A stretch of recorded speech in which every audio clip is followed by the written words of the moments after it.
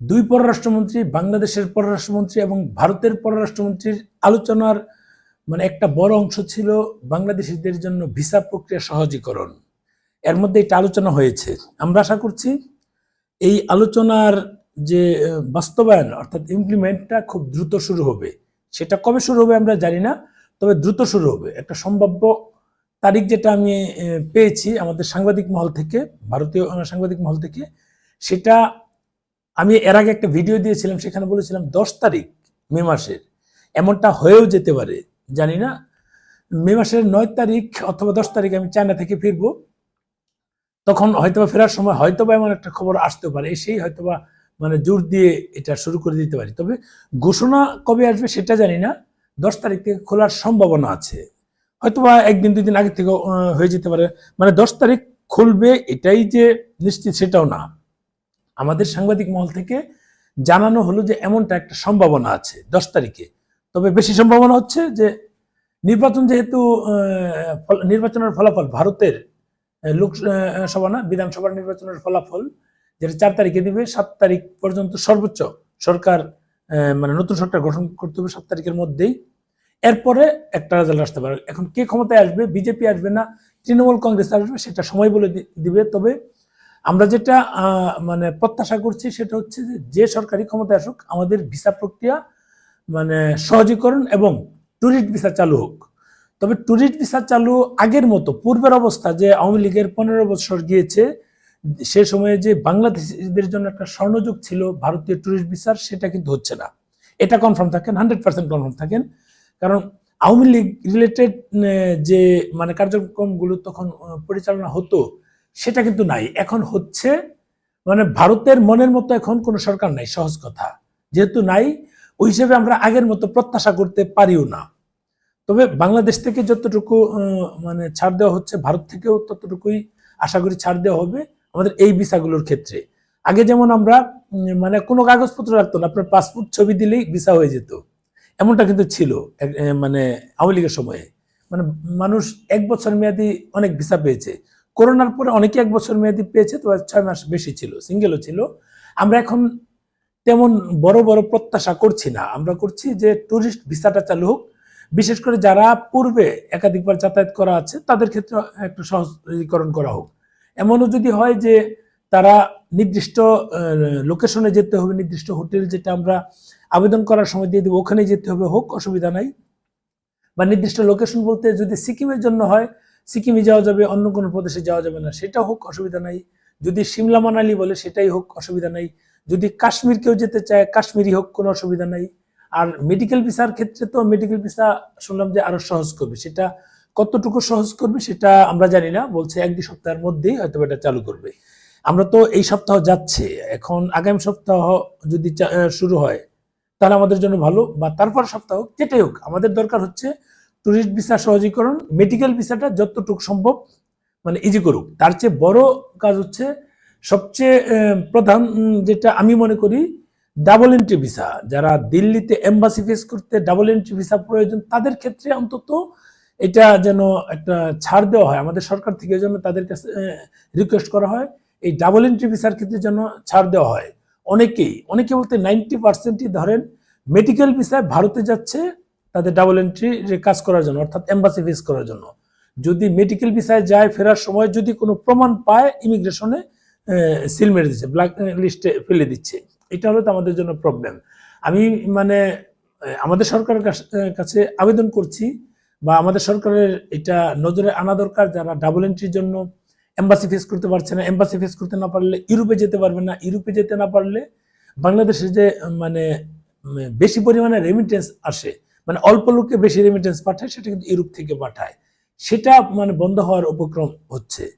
বিগত আওয়ামী লীগের সময় প্রচুর লোকজন গিয়েছিল, সেই মানুষগুলো কিন্তু এখন রেমিটেন্স পাঠাচ্ছে। এখন যদি এই সরকার যদি পদক্ষেপ না, 18 মাস তো একটা নরক গিয়েছে, সেটা তো আমরা সবাই জানি। এখন তো দিল্লি না ঢাকা স্লোগান নাই, এখন তো এটা বন্ধ হয়েছে। এখন যেহেতু এই সরকার ভারত বান্ধব বলতে পারেন, বা ভারতের সরকার এই বর্তমান বাংলাদেশ বান্ধব বলতে পারেন, এই যেহেতু দুই সরকারের মধ্যে একটা রিলেশন বিল্ড আপ হয়েছে, এই ক্ষেত্রে ঢাকা দিল্লির স্লোগানও বন্ধ হয়েছে। আমরা প্রত্যাশা করব এই মানুষগুলোর জন্য যেন ভারত সরকার থেকেও ভিসা সহজ করা হয়, বাংলাদেশ থেকেও করা হয়। এখন অনেকেই বলবে যে এগুলা তো গত 2 বছর যাবৎ বলছি, 2 বছর যাবৎ বলছি বলেই তো এখন সহজীকরণ হচ্ছে, আমরা প্রত্যাশা করছি যে এটা একটা স্বাভাবিক অবস্থায় আসবে। ঢাকা দিল্লি স্লোগান দিয়ে যারা 18 মাস দেশের 12টা বাজিয়েছে, তারা খুব ভালো করেই জানে তারা কি বলছে। তারা জেনে শুনে ইন্টেনশনালি কথাগুলো বলেছে, বাংলাদেশের যে আমাদের কিছু বোধাই জনগণ আছে তাদেরকে মোটিভেট করার জন্য, তাদের সাপোর্ট নিয়ে বাংলাদেশ একটা অরাজকতার তৈরি করার জন্য, সেটা কিন্তু চেয়েছিল। যার ফলে ঢাকা দিল্লি স্লোগান দিয়ে গরম রেখেছে। অথচ এই ঢাকা দিল্লি স্লোগান দিয়েই এখানকার বহু যারা স্লোগান পয়দা করছে এই স্লোগানগুলো, তারা কিন্তু কন্টিনিউ ভারতে যাচ্ছে, ডাবল এন্ট্রি ভিসার জন্য হোক, অথবা এই মানে দিল্লিতে এম্বাসি বেস করার জন্য হোক, অথবা মেডিকেল ভিসা নিয়ে ট্রিটমেন্ট করার জন্য হোক। সার্জিস আলমের বাবা সে কিন্তু চেন্নাইতে এখন আছে ট্রিটমেন্টের জন্য। এর আগে এই আরেক সমন্বয়ক হবিগঞ্জের এই পোলা কিন্তু দিল্লি থেকে মানে দিল্লিতে গিয়েছিল এম্বাসি ফেস করার জন্য, দিল্লির পুলিশ তাকে বাছাই লাথি দিয়ে বের করে দিয়েছে। সেটা খুব ভালো কাজ করেছে। এই মানুষগুলো মানে অন্যদেরকে প্রলুব্ধ করবে বা উদ্বুদ্ধ করবে যে আপনারা ভারত বয়কট করুন, ভারত যাবেন না। অথচ তারাই সুযোগের অপেক্ষায় থাকে, তারা কখন ভারতের নিজের কাজগুলো হাসিল করে এসে আবার ভারতের বিরুদ্ধে স্লোগান দিবে, জনগণকে বোধাই জনগণকে উদ্বুদ্ধ করবে। এটা হচ্ছে আমাদের একটা মানে বিষয়। ওই সময়টা এখন পার হয়েছে, নরকটা পার হয়েছে। এই যে একটা বাজে সময় ছিল 18 মাস, সেটা পার হয়েছে। এখন আশা করছি যে আমাদের আগের মতো অবস্থা না গেলেও মানে কাছাকাছি একটা অবস্থা তৈরি হবে। টুরিস্ট ভিসা চালু হলে বহু মানুষ এটার সাথে যুক্ত, বহু মানুষ কাজ করতে পারবে, বহু মানুষ মানে বর্ডারগুলোতে গেলে বুঝতে পারি, যেমন চেংরাবান্ধা বর্ডারে লোক নাই বললেই চলে, অথচ প্রতিদিন 800-1000 করে লোক যাতায়াত করতো সিকিমের উদ্দেশ্যে যাওয়ার জন্য, দার্জিলিং এর উদ্দেশ্যে যাওয়ার জন্য। সেটা কিন্তু বন্ধ। আমাদের বেনাপোল দিয়ে প্রতিদিন 7 থেকে 10,000 যাত্রী যাতায়াত করতো, সেটা কিন্তু বন্ধ। চেংরাবান্ধা দিয়ে 1000-1200 প্রতিদিন হতো। সরি, চেংরাবান্ধা না, এই আমাদের গেদে আমাদের যে দর্শন আছে এটা দিয়ে হতো, সেটাও কিন্তু বন্ধ হওয়ার উপক্রম হয়েছে। কেন হয়েছে? যাত্রী তো একেবারে কম, মেডিকেল ভিসার কিছু যাত্রী আর তীর্থ ভিসার কিছু যাত্রী, এছাড়া কিন্তু খুব একটা নাই। ডাবল এন্ট্রি তো খুব কম দিচ্ছে, দিনে হয়তো 60-70টা সারা দেশে, বা 100 হবে, 100 দিয়ে তো হয় না। যেখানে আমাদের প্রতিদিন অন্তত 10,000 ডাবল এন্ট্রির দরকার, সেটা তো হচ্ছে না। লোকজন প্রতিদিন কিভাবে কল দেয় বা আমরা অপেক্ষা করাই স্লটের জন্য পাই না, সেটা তো আমরা দেখি। এখন ভারত সরকার, আমাদের সরকার, দুই দেশের সরকার বসেছে। আবার শুনছি যে আমাদের প্রধানমন্ত্রী উনিও ভারতে যাবেন এই মানে দ্বিপাক্ষিক আলোচনাগুলো আরো মানে এগিয়ে নেওয়ার জন্য। এটা যদি হয় আমাদের জন্য ভালো। আর যদি মানে এই দুই দেশের পররাষ্ট্রমন্ত্রীর আলোচনাতেই যদি আমাদের সবকিছু এগিয়ে যায়, সেটা তো আরো ভালো। এটাতেই যদি আমাদের ভিসা, আমাদের টার্গেট হচ্ছে ভিসাটা সহজ করা, সোজা কথা। যেহেতু এর আগে আমাদের বাংলাদেশ থেকে কিছু পণ্য ভারত হয়ে অন্য দেশে যেহেতু সেটা বন্ধ ছিল ওই নরক যুগের সময় 18 মাস, এখন সেটাও কিন্তু আলোচনা করে আমাদের পররাষ্ট্রমন্ত্রীর সাথে আলোচনা করে সেটা কিন্তু পজিটিভ অবস্থায় আসছে, এটা চালু হবে। সবকিছু যেহেতু পজিটিভ, আমাদের এখান থেকে ওই নরক যুগের সময় 18 মাসে ভারতীয়দের ভিসা দেওয়া বন্ধ করে দিয়েছিল, সেটা আবার চালু হয়েছে। তার মানে আমাদের পক্ষ থেকে যতটুকু সম্ভব ছাড় দেওয়া হচ্ছে।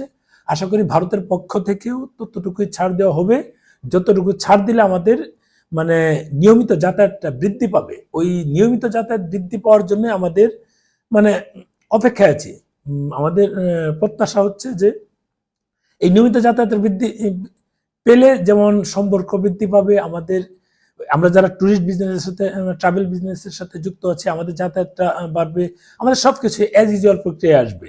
যাই হোক, কে কি বললো সেটা না নিয়ে আমাদের সাথে ভারতের একটা কানেক্টিভিটি বৃদ্ধি পাবে, সেটা হচ্ছে মানে বড় বিষয়। আমরা চাচ্ছি খুব দ্রুত এরকম একটা খবর আসুক যে আগামী মাসের 10 তারিখ থেকে যদি চালু হওয়ার সম্ভাবনা থাকে, সেটা যেন চলে আসে। ভালো থাকবেন, শেয়ার দিন।